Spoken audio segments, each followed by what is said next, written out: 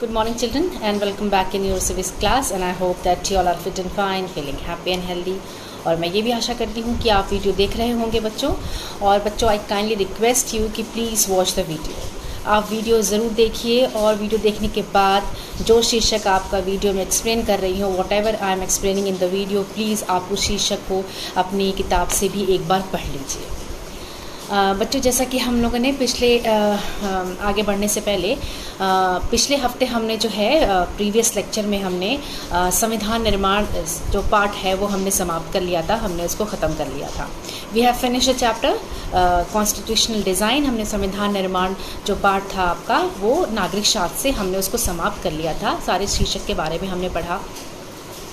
बच्चों अगला चैप्टर शुरू करने से पहले मैं आपको संविधान निर्माण का एक रिवीजन जो है वो कराना चाहती हूँ। I want to do revision of that chapter, that is the संविधान निर्माण, यानी कॉन्स्टिट्यूशनल डिज़ाइन यानी संविधान निर्माण का जो एक चैप्टर है, पार्ट है, उसको एक बार हम अच्छे से जो पॉइंट्स है, जो शीर्षक है, वो एक बार रिवाइज हम कर लेते हैं।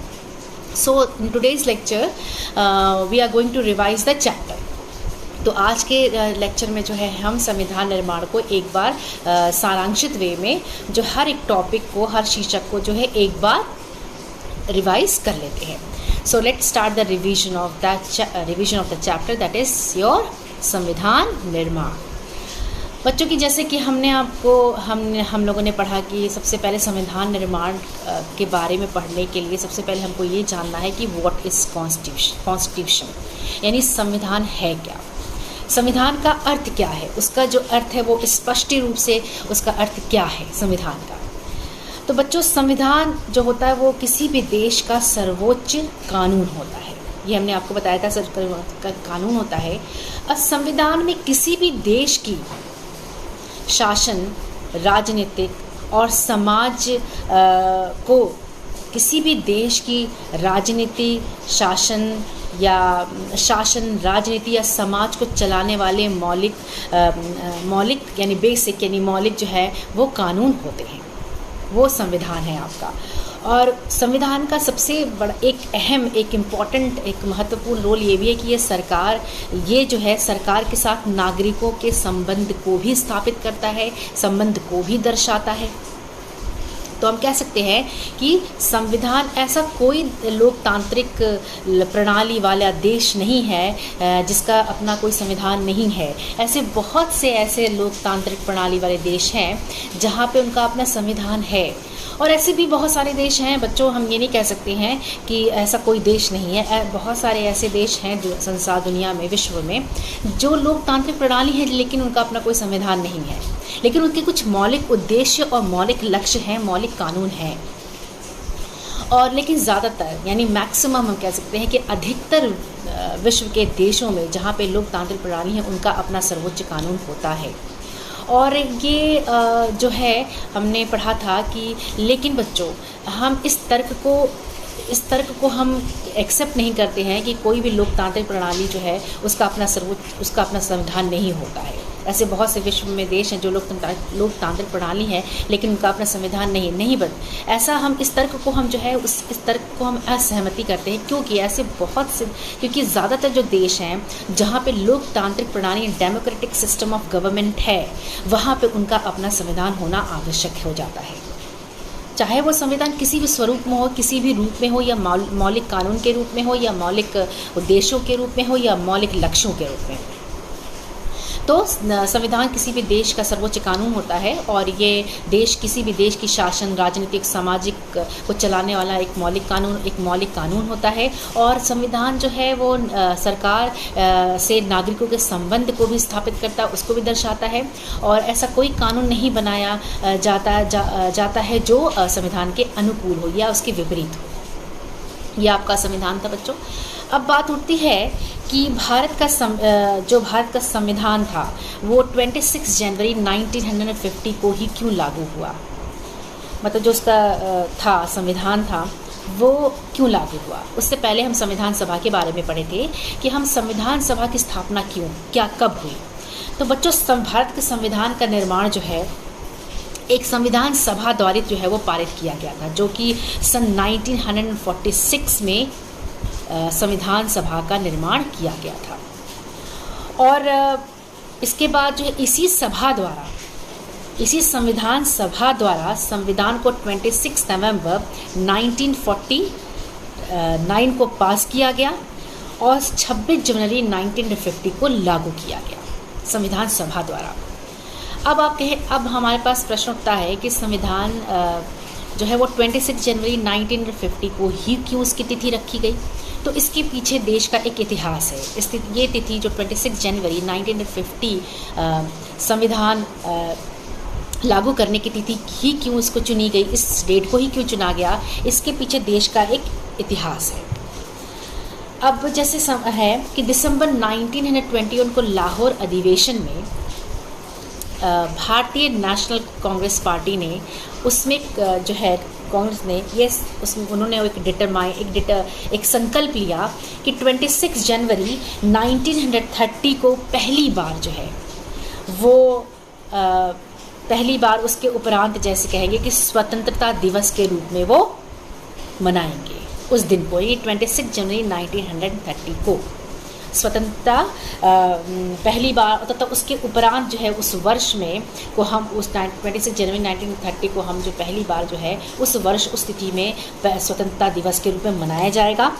और यही कारण है बच्चों कि हमारे नेताओं ने जो है संविधान को लागू करने की तिथि 26 जनवरी 1950 को चुना, निश्चित की जो भारतीय स्वतंत्रता का प्रतीक है। तो ये आपका था। और अब अगला प्रश्न उठता है कि संविधान में जो प्रस्तावना है, जो प्रेमेबल है, जो फर्स्ट कथन है, जो पहला स्टेटमेंट है वो प्रस्तावना है, तो उसका अर्थ क्या है? प्रस्तावना का अर्थ क्या है बच्चों? प्रस्तावना जो है वो प्रेमेबल यानी कॉन्स्टिट्यूशन का जो है वो कॉन्स्टिट्यूशन की कुंजी है, कुंजी के रूप में कह सकते हैं उसको हम, की है उसके लिए। और ये वो एक प्रथम कथन है जिसमें कोई देश जो है अपने संविधान के आधारभूत मूल्यों और अवधारणाओं को स्पष्ट ढंग से कहता है। यानी प्रस्तावना किसी भी देश के संविधान का वो पहला कथन है जिसमें वो अपने मूल्यों को और अपनी अवधारणाओं को स्पष्ट रूप से प्रकट करता है। ये है प्रस्तावना का स्पष्ट स्वरूप। अब बच्चों संविधान सभा, जैसा कि हमने आपको बताया कि संविधान सभा से क्या, अब एक क्वेश्चन है कि संविधान सभा से क्या मतलब है? What do you mean by जो कॉन्स्टिट्यूशनल असेंबली? संविधान सभा से क्या तात्पर्य है? अब संविधान सभा से हम कह सकते हैं कि संविधान सभा का जो स्पष्ट डेफिनेशन है, परिभाषा है, वह यह है कि किसी देश के लिए संविधान बनाने के लिए जिस सभा का निर्माण होता है उसको संविधान सभा कहते हैं। और अगर हम इंसाइक्लोपीडिया ऑफ सोशल साइंसेस के बारे में अगर हम पढ़ें तो उसके अकॉर्डिंगली संविधान सभा जो है एक ऐसी प्रतिनिधि सभा है जिसमें नवीन यानी नया संविधान के बारे में विचार विमर्श होता है, और जो पुराना संविधान होता है उसमें बदलाव के लिए विचार विमर्श किया जाता है। यानी संविधान सभा जो है वो नए संविधान के बारे में उसके ऊपर विचार विमर्श करता है, और जो पुराना संविधान है उसमें परिवर्तन लाने के लिए भी विचार विमर्श करता है। और भारत का संविधान निर्माण करने के लिए जो संविधान सभा का निर्माण हुआ वो सन 1946 में स्थापित की गई। अब बच्चों भारतीय संविधान की जो प्रस्तावना है उसमें एक शब्द आया है, वो है समाजवाद। हमने संविधान सभा के बारे में पढ़ा, हमने संविधान के बारे में पढ़ा, हमने संविधान सभा की तिथि के बारे में पढ़ा, और संविधान किस डेट को लागू हुआ उसके बारे में पढ़ा। हमने अभी रिवाइज किया प्रस्तावना के बारे में कि प्रस्तावना का स्पष्टीय रूप क्या है। हमने ये भी पढ़ा कि संविधान सभा का जो आशय है, जो मतलब है, जो अर्थ है वो क्या है। अब बच्चों प्रेमेबल में यानी कॉन्स्टिट्यूशन के जो प्रस्तावना जो शीर्षक है, जो उसमें एक शब्द आया है समाजवाद, जो कि हम कह सकते हैं लोकतांत्रिक प्रणाली का एक बहुत ही महत्वपूर्ण पिलर है, एक आधार है। तो इस समाजवाद का अर्थ क्या है?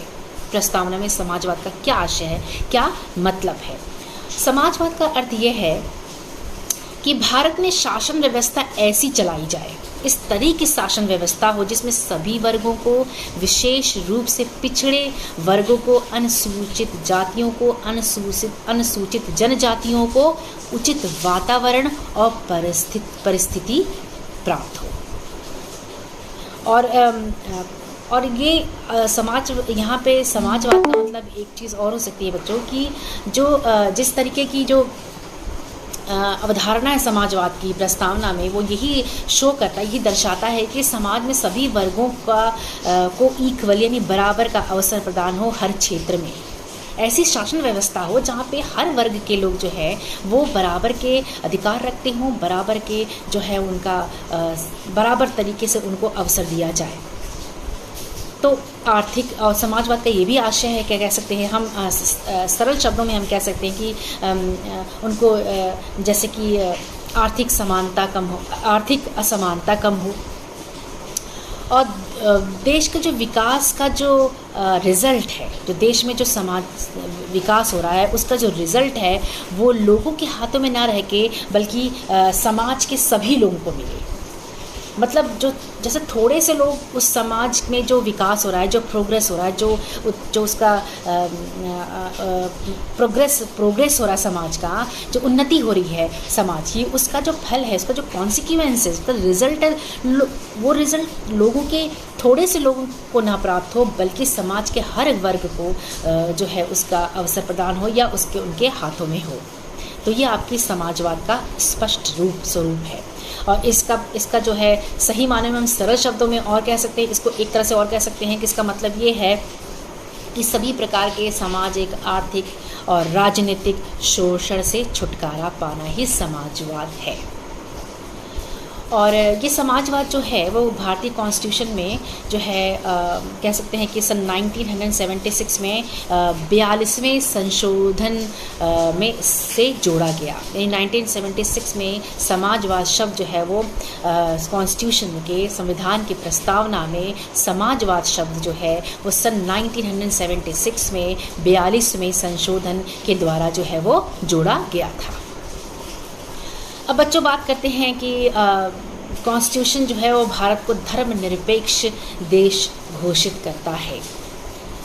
ये धर्मनिरपेक्ष है क्या? धर्मनिरपेक्षता किसे कहते हैं? सेक्युलरिज्म किसे कहते हैं? What do you mean by धर्मनिरपेक्षता?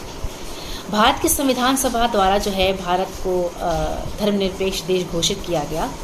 इसका अर्थ है, इसका अर्थ है कि राज्य का कोई अपना धर्म नहीं है और प्रत्येक नागरिक को ये अधिकार है कि वो अपने अनुसार अपने धर्म का चयन करे और पूरी स्वतंत्रता है अपने धर्म का प्रचार करने का।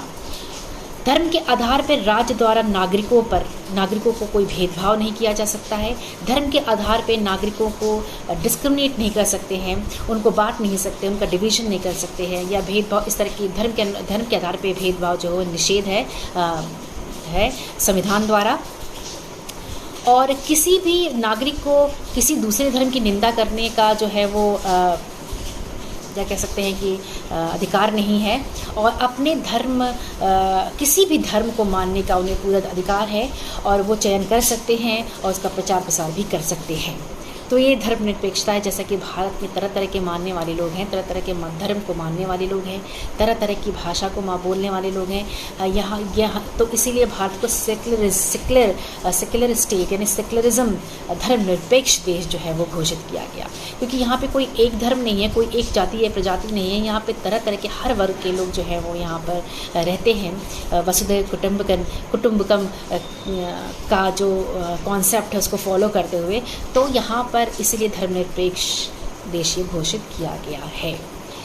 अब बच्चों बात है कि भारत का संविधान जो है संविधान के जो निर्माता थे, जिन्होंने भारत का संविधान बनाया, वो किन आदर्शों से प्रेरित थे? तो वो ब्रिटेन, अमेरिका और रूस और कह सकते हैं कि इनके संविधान से वो प्रेरित थे। और जैसे फ्रांस में फ्रांसीसी क्रांति के उद्देश्यों से वो प्रेरित थे, यहाँ के जो संविधान निर्माता थे।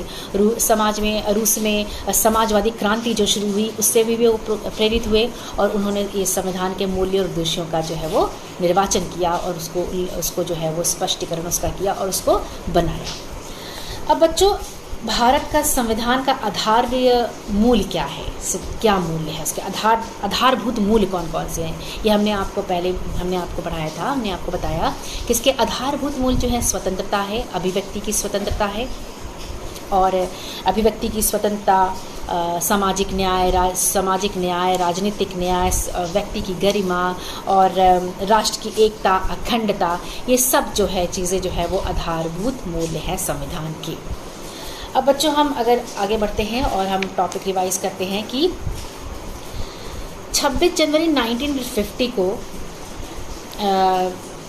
डॉक्टर भीमराव अंबेडकर ने एक कथन दिया था, एक स्टेटमेंट दिया था बच्चों, जिसमें उन्होंने कहा था कि 26 जनवरी 1950 को हम जो है विरोधाभास से भरे जीवन में प्रवेश करने जा रहे हैं। इन्होंने ये स्टेटमेंट दिया था, एक टिप्पणी दी थी उन्होंने, एक कथन किया था जब देश का संविधान लागू हो रहा था, उसका उद्घाटन हो रहा था 26 जनवरी 1950 को। तो डॉक्टर भीमराव अंबेडकर ने उसके उपरांत उन्होंने एक स्टेटमेंट, एक भाषण में ये लाइन कही थी कि 26 जनवरी 1950 में हम एक विरोधाभास जीवन में प्रकट या प्रवेश करने जा रहे हैं। अब उन्होंने ये विरोधाभास जीवन क्यों कहा, इसका क्या अर्थ है? तो बच्चों इसका अर्थ ये है कि 26 जनवरी 1950 को हमारा देश जो है, देश का संविधान लागू हुआ, और इस संविधान को लागू करने में डॉक्टर भीमराव अंबेडकर के भाषण का बहुत महत्वपूर्ण योगदान रहा, और उनका भी बहुत महत्वपूर्ण योगदान था। उन्होंने भाषण में कहा, उन्होंने अपने भाषण के निष्कर्ष में उन्होंने कहा कि दलितों की समाज, उन्होंने दलितों की जो समाज में जो असमानता का जो प्लेस थी उसमें उन्होंने चिंता जो है व्यक्त की थी। उन्होंने कहा कि राजनीति में दलित समानता राजनीति में जो है दलित समानता का दर्जा पाएंगे, किंतु सामाजिक एवं आर्थिक रूप से वो असमान होंगे। मतलब उनके कहने का मतलब है कि राजनीति में जो दलित है वो समान रूप से समानता तो पाएंगे, लेकिन आर्थिक और सामाजिक रूप से वो असमान होंगे। उन्होंने ये भी कहा साथ में कि राजनीति में वो एक व्यक्ति एक वोट के सिद्धांत का पालन ज़रूर करेंगे, लेकिन दूसरी ओर क्या होगा, उनके सामाजिक और आर्थिक जीवन में राजनीतिक रूप में वो एक व्यक्ति एक वोट के सिद्धांत का वो पालन अवश्य करेंगे, लेकिन दूसरी ओर सामाजिक और आर्थिक में वो जो है वो सामाजिक और आर्थिक जीवन में एक व्यक्ति एक मूल्य के सिद्धांत का वंचित होंगे। डॉक्टर भीमराव अंबेडकर कहने का मतलब ये है कि उन्होंने दलितों का जो सामाजिक स्थान था उस पे उन्होंने चिंता व्यक्त की, और उन्होंने अपने भाषण के निष्कर्ष पोर्शन में उन्होंने यही कहा कि जो है उन्होंने यही कहा कि राजनीति में दलित जो है वो समानता का अवसर तो ज़रूर प्राप्त करेंगे, लेकिन सामाजिक और आर्थिक वे में वो असमान रहेंगे। और राजनीतिक क्षेत्र में एक व्यक्ति एक वोट एक मूल्य के सिद्धांत का वो पालन अवश्य करेंगे, लेकिन सामाजिक और आर्थिक क्षेत्र में एक व्यक्ति एक वोट एक मूल्य के सिद्धांत से वो वंचित रहेंगे। इसीलिए वो विरोधाभास जीवन में जो है वो प्रवेश करने जा रहे हैं। तो ये उनके कथन का ये मतलब था। अब अगला पार्ट है बच्चों कि संविधान निर्माताओं ने संविधान संशोधन के लिए क्या प्रयत्न किए। ये संविधान संशोधन है क्या? अब संशोधन का मतलब आप समझ रहे हैं कि किसी चीज़ को सुधारना या किसी चीज़ को अमेंड करना, तो वो संशोधन है। और यहाँ संविधान के संशोधन की बात हो रही है। तो जो संविधान के निर्माता थे उन्होंने संविधान संशोधन के लिए क्या प्रावधान किए, यानी क्या प्रोविजंस, क्या स्टेप्स उन्होंने उठाए। बच्चों भारत का संविधान एक विस्तृत, एक बहुत ही बड़ा व्यापक दस्तावेज है जो देश के कानून और मौलिक उद्देश्यों को परिभाषित करता है। देश का एक ये सर्वोच्च कानून है संविधान, और इसको ऐसे ही हम उठे और बदल नहीं सकते हैं अपने मन से, या हम अपने रीति रिवाज के अनुसार, या हम अपने राय या अपने अभिव्यक्ति के अनुसार हम संशोधन नहीं कर सकते, हम संविधान को बदल नहीं सकते। तो इस वर्तमान स्थिति में कभी कभी जो है वो सिचुएशंस को या परिस्थिति के अनुसार जो है वो संविधान में संशोधन किए जाते हैं और पहले भी किए जाते रहे हैं। भारत में संविधान निर्माताओं ने ये एक्सपीरियंस किया, ये अनुभव किया कि संविधान लोगों की आकांक्षाओं और समाज की ज़रूरतों के हिसाब से जो है वो होना चाहिए। जो संविधान निर्माता थे उन्होंने ये अनुभव किया, उन्होंने एक्सपीरियंस किया कि संविधान जो है वो समाज लोगों की आकांक्षाओं और समाज की ज़रूरतों के अनुरूप होना चाहिए। इसलिए समय समय पर जो है तो इसलिए उन्होंने इसे एक पवित्र, स्थायी या अपरिवर्तनीय कानून की नज़र से नहीं देखा। ये नहीं छोड़ दिया कि ये एक पवित्र और एक स्थायी और ये अपरिवर्तनीय जो है वो अवधारणा या कॉन्सेप्ट है या दस्तावेज है। तो उन्होंने सिर्फ इस पे ही उन्होंने वो सीमित नहीं रहे और उन्होंने कहा कि इसलिए उन्होंने समय समय पर इसके बदलाव की भी सहमति होने लगी और उस बदलाव करने के लिए उन्होंने जो है बहुत सारे प्रावधान जो है वो करने लगे। बच्चों, तो इसे हम संविधान संशोधन कहते हैं। हम फिर से रिपीट करते हैं बच्चों कि संविधान जो है, हमारे देश का जो संविधान है वो एक सर्वोच्च कानून है, एक व्यापक दस्तावेज है जिसमें हमारे मौलिक कानून और मौलिक उद्देश्यों की परिभाषा है। और ये संविधान जो है वो एक मौलिक कानून की एक अवधारणा, एक दस्तावेज है। तो हम अपने राय या अपने ओपिनियन, अपने व्यूज़, अपने विचारों के द्वारा उसका संशोधन नहीं कर सकते हैं। लेकिन वर्तमान में संविधान निर्माताओं ने ये अनुभव किया, ये उनको एक रियलाइजेशन हुआ, एक एक्सपीरियंस हुआ कि जो संविधान है वो लोगों की आकांक्षाओं और समाज के ज़रूरत के अनुरूप होनी चाहिए, समाज के आवश्यकताओं के अनुरूप होना चाहिए।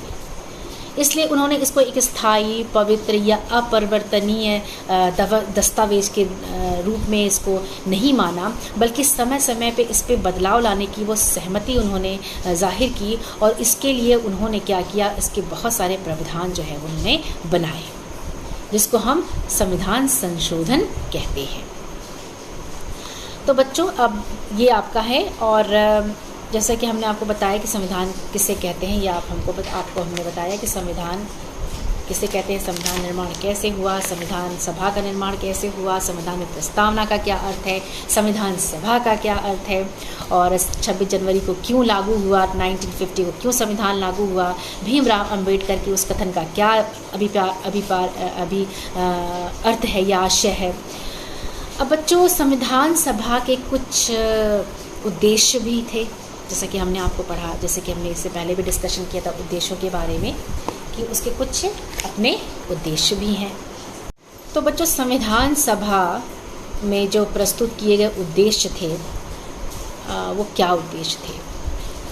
तो बच्चों, वो उद्देश्य पंडित जवाहरलाल नेहरू ने संविधान सभा में उन्होंने प्रस्ताव प्रस्तुत किया था, उद्देश्य उन्होंने प्रस्तुत किया, उद्देश्य प्रस्ताव प्रस्तुत किया, जिसे हम उद्देश्य प्रस्ताव कहते हैं। उसके कुछ मुख्य या कह सकते हैं कि इम्पॉर्टेंट बातें थी। इम्पॉर्टेंट बातें क्या थी? पहला था ये कि अल्पसंख्यक वर्ग जो है, पिछड़ी जातियां हैं, जनजातियां हैं या दलित हैं, अन्य पिछड़े वर्ग हैं, उनको विशेष रूप से उनके हितों की सुरक्षा की जाएगी। दूसरा था कि भारत के गणतंत्र और भौगोलिक अखंडता, इसके भूभाग को सुरक्षित रखा जाएगा और देश के और राष्ट्र के कानूनों के अनुसार जो है वो इसकी प्रभुता, यानी इसके भूमंडलीय या भू समुंदर या वायुमंडल क्षेत्र या समुद्र या भू अखंडता या भूभाग की रक्षा इसके जो है राष्ट्र के कानून के अनुसार ही की जाएगी। अगला था कि यह देश विश्व शांति का समर्थन करेगा और कल्याण की उन्नति में अपना पूर्ण योगदान देगा। और अगला था कि भारत एक प्रभु सत्ता संपन्न लोकतांत्रिक गणराज्य होगा।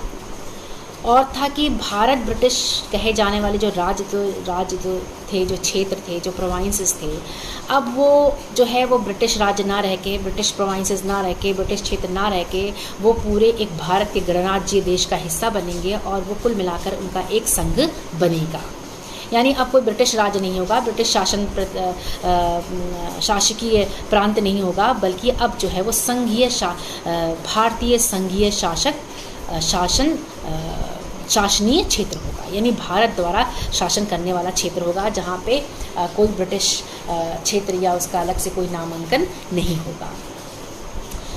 अगला था कि स्वतंत्र और प्रभुत्ता संपन्न भारत जो है उसमें आने वाले जो बहुत सारे जो घटक हैं वो जो बहुत सारे जो है विभिन्न घटकों की जो शक्ति है उसका जो है वो स्रोत जनता ही होगी। यानी जो स्वतंत्र और संप्रभुत्व भारत जो देश लोकतांत्रिक प्रणाली वाला जो भारत है उसके सारे जो शक्तियों का जो स्रोत है वो जनता में ही निहित होगी, क्योंकि ये गणतंत्र देश है। तो गणतंत्र देश का मतलब ही है कि जनता पर या जनता के लिए, जनता द्वारा के लिए, जनता द्वारा जनता के लिए, और जनता का जनता द्वारा और जनता के लिए। तो हर तरह से जितनी भी अवधारणा है, जितनी भी कॉन्सेप्ट हैं या जितनी भी विशेषताएं हैं बच्चों, वो सब कुल मिलाकर जो है वो इस टिप्पणी पर, इस अवधारणा में मिक्स हो जाती है कि सारी जितनी जो स्वतंत्रता और इसकी संप्रभुता, देश की अखंडता, वो सब जनता में निहित है। अब भारत के सभी लोगों को सामाजिक, आर्थिक और राजनीतिक न्याय मिलेगा और कानून की नज़र में सब बराबर होंगे, कोई भी भेदभाव नहीं होगा और विचार, विश्वास, धर्म, जाति या पूजा, व्यवसाय चुनने की और करने की जो है वो सभी नागरिकों को स्वतंत्रता मिलेगी या वो स्वतंत्र होंगे। ये कुछ उद्देश्य थे बच्चों जो उद्देश्य प्रस्ताव जो पंडित जवाहरलाल नेहरू ने संविधान सभा में प्रस्तुत की थी। अब जो है हम कह सकते हैं बच्चों कि हमने बहुत सारे टॉपिक्स हमने रिवाइज कर लिए कि पूरा चैप्टर जो आपका हमने रिवाइज कर लिया। लास्ट आपका टॉपिक बचा है कि भारत एक संप्रभुत्व संपन्न समाजवादी, धर्मनिरपेक्ष और लोकतांत्रिक गणराज्य है। इन सब चीज़ों को हमने डिस्कस किया तो हमको यही जो है अर्थ निकल कर आया इसका सारांशित अर्थ यही निकल के आया कि भारत एक धर्मनिरपेक्ष, समाजवादी, प्रभुता संपन्न, धर्मनिरपेक्ष, समाजवादी और लोकप्रिय लोकतंत्रीय गणराज्य है। अब बच्चों घोषित किया, इसको धर्मनिरपेक्ष राज्य घोषित किया गया, इसको लोकतांत्रिक गणराज्य घोषित किया गया, इसको संप्रभुत्व राज्य जो है वो घोषित किया गया। इसके कुछ कारण थे क्या? जैसे ये संपूर्ण संप्रभुता संपन्न देश है, ये समाजवादी की अवधारणा को जो है वो बताता है। जैसे समाजवादी अवधारणा हमने आपको बताया कि समाजवाद जो है शब्द जो है प्रस्तावना में 1976 में 42वें संविधान संशोधन के द्वारा जोड़ा गया था और इसमें यह था कि भारत में ऐसी शासन व्यवस्था हो जहाँ पे सभी लोगों को जो है वो सभी वर्गों को विशेषकर पिछड़े जाति, जनजाति, अनुसूचित जनजातियों को जो है विशेष और समान अवसर प्राप्त हो और सामाजिक जो है आर्थिक, सामाजिक, राजनीतिक जो है वो शोषण से छुटकारा प्राप्त हो। सही माने में समाजवाद का ये अर्थ है। भारत एक धर्मनिरपेक्ष देश है, ये भी हमने आपको अभी डिस्कशन किया। भारत एक लोकतंत्रीय गणराज्य है, ये भी हमने आपका अभी डिस्कशन किया कि किस तरह लोकतंत्रीय गणराज्य है और हमने ये भी पढ़ा कि ये गणराज्य कैसे है। तो अब जैसे कह सकते हैं कि गणराज्य का अर्थ यह है, गणराज्य का मतलब क्या है, रिपब्लिक का मतलब क्या है कि भारत में जो राज्य है उसके जो अध्यक्ष पद है वो वंश क्रमागत नहीं है, यानी हेरिडिटल नहीं है कि राजा का बेटा राजा ही बनेगा और फिर उसका बेटा उसका राजा बनेगा। यहाँ पे ऐसी कोई शासन व्यवस्था नहीं है, गणराज्य में ये शासन व्यवस्था नहीं है, बल्कि राज्य का अध्यक्ष था वो राष्ट्रपति एक निश्चित काल के लिए जनता के प्रतिनिधियों द्वारा निर्वाचित किया जाता है। यहाँ का चाहे गणराज्य में जो है वो एक व्यक्ति जो होता है वो जनता द्वारा जो है वो चयनित होता है। और जैसे इंग्लैंड और जापान जो है वो लोकतांत्रिक राज्य तो हैं लेकिन गणराज्य नहीं है, क्योंकि इन देशों का जो राजा है का पद जो है वो पैतृक आधार पर है, यानी हेरिडिटिकली राजा का बेटा राजा बनेगा, राजा का बेटा ही राजा बनेगा। ये लोकतांत्रिक तो है लेकिन ये गणराज्य नहीं है। तो गणराज्य का मतलब यही है कि ये वांशा क्रमानुगत नहीं होता है, यानी हेरिडिटिकल नहीं होता है कि राजा का बेटा जो राजा बनेगा। गणराज्य एक ऐसी शासन व्यवस्था है कि भारत गणराज्य क्यों है कि भारत के राज्य के जो पद होते हैं वो वंशाक्रमानुगत नहीं होते हैं, बल्कि जनता द्वारा चयनित प्रतिनिधियों द्वारा जो है वो इसका जो लीडर होता है वो चयनित होता है, नामांकित और निर्वाचित होता है, और वो जनता को जो है वो रिप्रेजेंट करता है और जनता के प्रति वो जवाबदेह होता है। हालांकि ब्रिटेन और जापान जो है वो लोकतंत्री हैं, डेमोक्रेटिक हैं, लेकिन रिपब्लिक नहीं है। क्यों? क्योंकि यहाँ का जो राजा का जो पद है वो हेरिडिटिकल है, पैतृक है, ना कि चयनित, जनता द्वारा चयन किया गया हुआ। तो ये आपका गणराज्य हो गया बेटा बच्चों।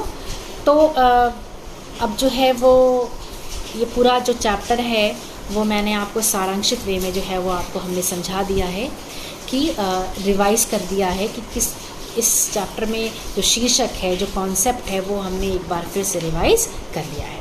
सो चिल्ड्रन, हम आज यही बंद करते हैं और मैं आपको PDF के थ्रू जो है इसके क्वेश्चंस भेज दूंगी, और please do the questions, right the questions in your questions and their answers in your fair copy.